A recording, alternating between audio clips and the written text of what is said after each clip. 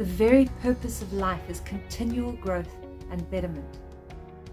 Relationships form the core of our lives and our potential for growth and betterment. But so often we try to hang on to the relationships that we have when they've run their course. We use words like "we broke up," or "I don't know how to recover from this breakup," or "this heartbreak." Now, whether this is about recovering from the ending of a romantic relationship or a friendship or even a work relationship, those words do not help you to recover or to move on. Now, the fable that I'm about to share is a beautiful one. It likens the relationships of our lives to different parts of a tree. Now, the leaves of a tree have a purpose, a reason, and a season. Once their purpose is served in the life of that tree, those leaves fall away. And while they were there, they were beneficial and beautiful, and hopefully both. And they helped the tree to grow and thrive. But once their purpose has been served, those leaves fall away. The tree does not fight or anguish over the end of that season. The tree continues its life, ever growing and ever increasing.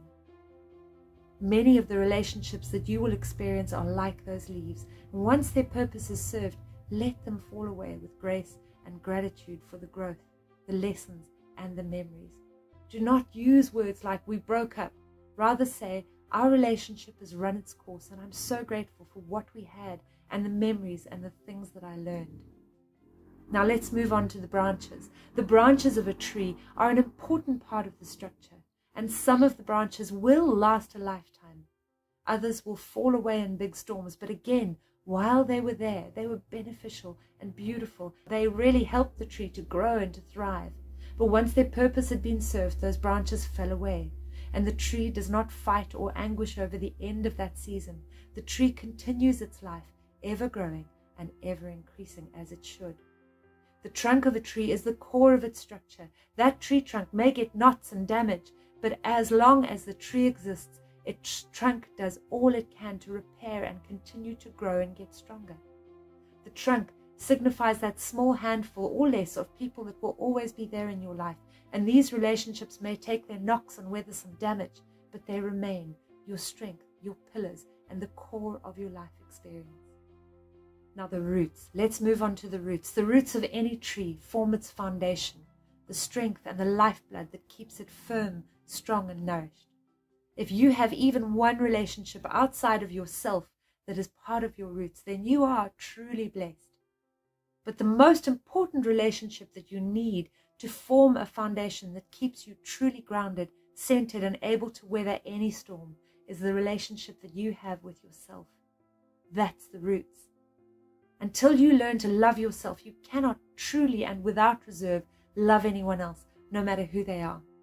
Until you've learned how to fall in love with you, with genuine gratitude that you were created by perfect wisdom itself, then you will not be giving of yourself to your fullest potential. So if you're a parent, a wife, a husband, a partner, a friend, an aunt, an uncle, then right now is your time to change. Wake up now and learn how to love yourself truly so that you may give love without reserve, and so that you may show your children, your spouse, your friend, your family members what real love looks like.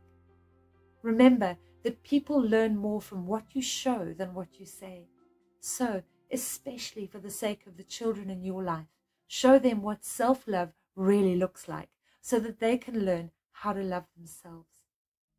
I believe that the most effective way of literally changing the world is to teach people, one at a time if necessary, how to truly love themselves. Imagine a world in which every person accepted themselves with love, gratitude, and joy about who they are. In a world like that, how could hatred, persecution, and resentment even exist? You know, life is like a mirror. Our internal energies and beliefs get reflected back to us. And when you live in doubt and dissatisfaction of the value of who you are, then others will feel and reflect that same doubt and dissatisfaction right back to you. When you live in doubt and dissatisfaction of the value of you are, then other people that appear different to you can be perceived by you as threats to the validation of self that you will always be seeking. But when you live in love and gratitude and acceptance of the value of who you are, then validation from others is no longer required, and differences become celebrated, fun, and interesting rather than feared. Now, any strong tree that grows tall and beautiful can do so because of its strong, broad roots. And any strong tree started by sending its roots out first. So work on loving yourself first, now, so that you may be that strong tree that not only lives a wonderful, gorgeous life, but also provides shelter, nourishment, and joy to others. Be that strong, beautiful tree so that others may rest in your shade, lean on your trunk, and gasp in awe at the beauty of the view from your branches. Live in active faith and gratitude that the perfect wisdom that created you had a plan, and that plan is beautiful. It's yours for the fulfillment, but until you love yourself, you will not be able to see what that plan could be. How do you love yourself? Well, first of all, stop and consider why you think you have the right to question that perfect wisdom that created you. Second, recognize the beliefs that you hold on to about yourself and about life. Recognize and celebrate the ones that serve you, and then recognize and disrupt the ones that hold you back. These are the disempowering beliefs that limit you and stop you from achieving your goals and living life to your fullest potential. And how do you disrupt those disempowering beliefs? Well, remember that those disempowering beliefs are just opinions, and guess what? Opinions can be changed. The first step is to question them, because when you question anything enough, you create doubt. And the next step is to imagine who you could be and what your life could be like if you held an opposing belief that is beautiful and positive and empowering. Use your imagination to picture how that would look in your life. And after that, it's time to create affirmations based on those positive, new opposing beliefs. And then repeat those affirmations to yourself regularly. Do it often until they've taken hold in your mind as new empowering beliefs. Falling in love with yourself is not selfish.